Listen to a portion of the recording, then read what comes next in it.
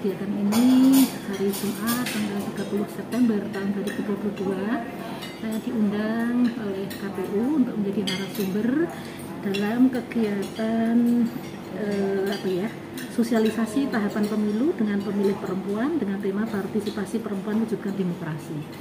Tampaknya mungkin saya diberikan tanggung jawab ini, kepercayaan untuk menjadi narasumber itu karena saya sendiri perempuan, mungkin itu ya. Sebetulnya saya bukan orang yang berkecimpung dalam dunia politik, tapi sekurang-kurangnya barangkali saya akan menyuarakan bagaimana seharusnya perempuan itu berpartisipasi di dalam pembangunan di Indonesia, khususnya dalam konteks ini adalah dalam rangka mewujudkan demokrasi. Tentunya ini adalah masuk pada tahun politik, menjelang tahun politik, tahun 2024, maka sesungguhnya perlu dilakukan pendidikan politik terhadap masyarakat Indonesia, khususnya dalam hal ini adalah kaum perempuan. Kalau kita lihat di dalam faktanya di lapangan, memang kebesertaan perempuan itu sudah dilindungi oleh undang-undang. Jadi mestinya kan keterwakilannya di dalam dewan pun sudah diatur 30%, gitu, sudah aman di undang-undangnya. Namun tampaknya kesadaran perempuan itu sendiri yang untuk bisa berpartisipasi aktif itu masih kurang. Padahal kalau kita tengok ke belakang, berdirinya bangsa ini banyak sekali juga diperjuangkan oleh kaum perempuan. Banyak sekali pahlawan-pahlawan perempuan yang hebat ya di masa lalu, dimulai dari Kartini, kemudian juga para pejuang yang tentu saja memulai perjuangan kemerdekaan di masa revolusi dan juga pasca kemerdekaan. Kita ingat ada Kongres Perempuan gitu ya, kemudian dan sebagainya sampai sekarang, sehingga suara tentang perempuan ini sudah juga diakui oleh PBB yang sudah disahkan juga dari DPR. Sebetulnya secara regulasi tidak ada masalah.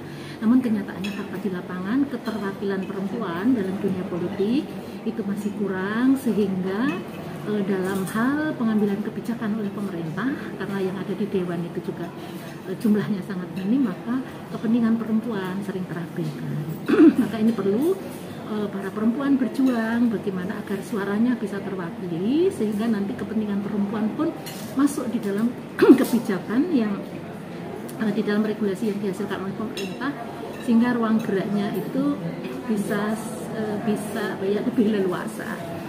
Bahwa banyak perempuan yang sukses menjadi pemimpin negara, kemudian pakar pada pendidikan, kemudian pemimpin satu instansi, anggota DPR dan DPD dan seterusnya, menjadi bupati, wali kota, gubernur juga sering kita lihat. Namun itu persentasenya amat sangat sedikit. Jadi berdasarkan kajian saya di dalam statistik itu ya, kalau tidak salah keterwakilan perempuan itu hanya sekitar 15-16% saja. Dan pada setiap tahunnya itu peningkatannya hanya 0,3%.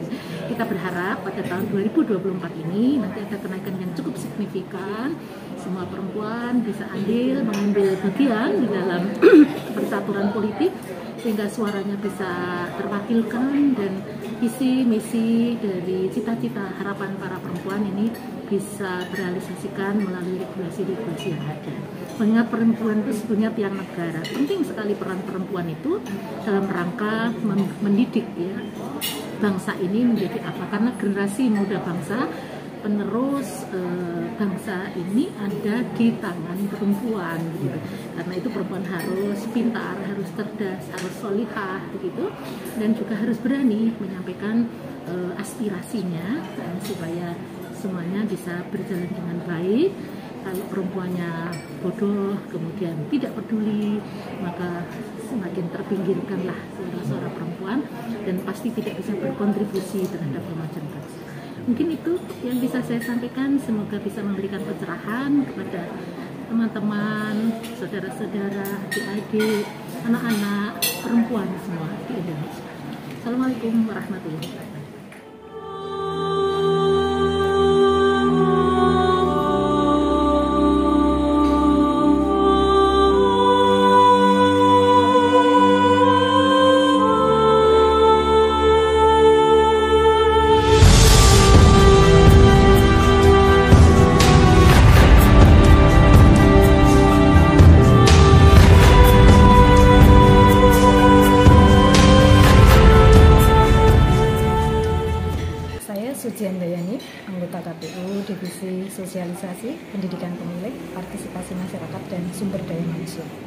Pada siang hari ini kami mengadakan acara sosialisasi tahapan pemilu untuk kelompok perempuan. Dan ini sebenarnya rangkaian dari upaya KPU Sukoharjo untuk melakukan sosialisasi dan menginformasikan kepada masyarakat terkait dengan pemilu 2024. Dan selain kelompok perempuan, kami juga melakukan hal yang sama untuk kelompok yang lain. Jadi ini akan terus berlangsung dalam beberapa waktu ke depan. Diikuti sini bagaimana? Sosialisasi pada siang hari ini diikuti 25 kelompok perempuan di Sukoharjo.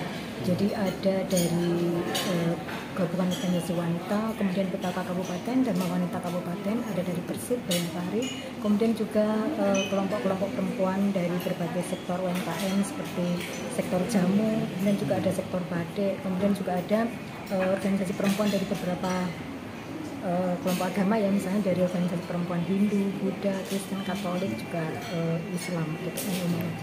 Dengan tujuan apa Bu diadakan kegiatannya ini?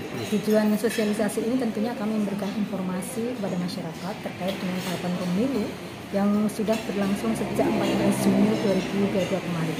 Harapannya pemilih terutama untuk kelompok-kelompok perempuan akan lebih mendapatkan informasi dan tahu lebih jelas gambaran untuk pemilu 2024 sehingga nanti bisa berpartisipasi aktif dalam setiap tahapan.